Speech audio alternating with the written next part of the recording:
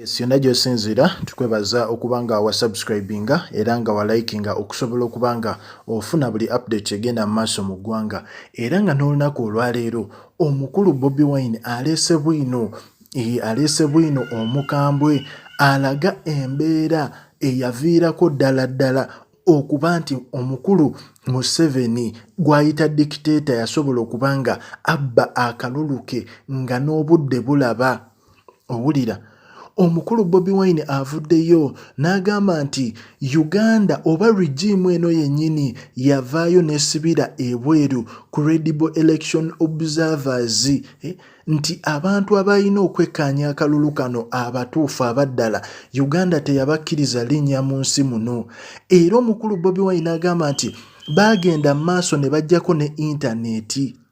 Owulira era omukulu Bobi Wine ayongera n'agamba nti teri muntu kakiiko kano yayina buyinza kubanga alaga election results okujjako ministry oba Electoral Commission yokka okusinziira ku bo baagaana abantu ab'enjawulo okubanga bagoberera ensonga z'akalulu kano. Bobi Wine agamba nti naye NBS yalinga omukono ogwokubiri okubanga eyamba dictatorship oba dictator in committing the most vile crime against the people of Uganda. Bobi Wine abadde mukambwe muzibu nnyo olw'ensonga nti ye ng'omuntu abadde takyanalyzinga naye yagenza okyanalyzinga n'akizuula nti Nbs Television yakola omulimu gw'amaanyi okuba nti yamalamu bannayuganda amaanyi olwa results ze yalinga ereeta ezaali zifavoringa President Yoweri kaguta Museveni. Nbs claimed to have established its own tally centers.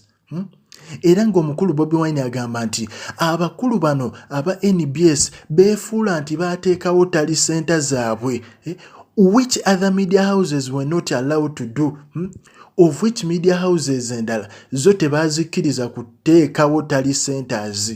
Era Bobi Wine agamba by 11 pm ssaawa 5 ez'ekiro baali bagamba nti Museveni ayina 63% okuva mu district ez'enjawulo. Wulira Bobi Wine agamba nti most citizens wondered where these results were coming from. Nga abatuuze beebuuza results zino zivaawa NBS zeetulaga.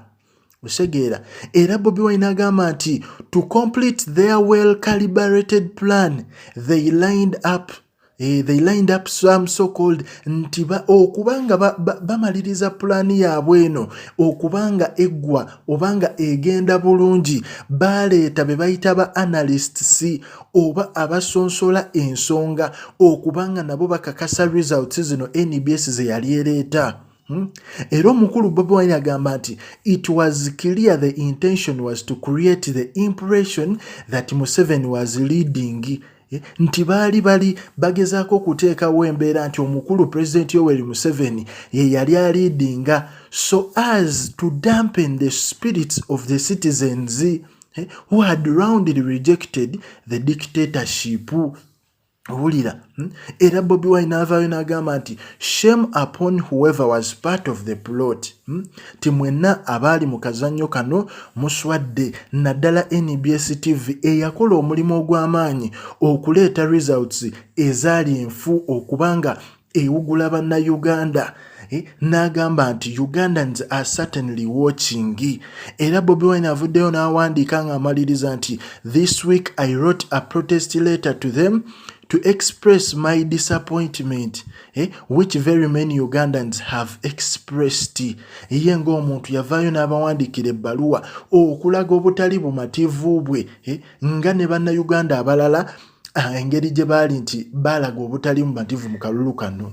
Era ng'omukulu Bobi Wine asendise statement egamba nti Nbs Television ye yali empagi ey'amaanyi okubanga baba akalulu ka muzeeyi nga bamubbira akalulu okusobola okubanga basuula Robert Kyagulanyi sentamu.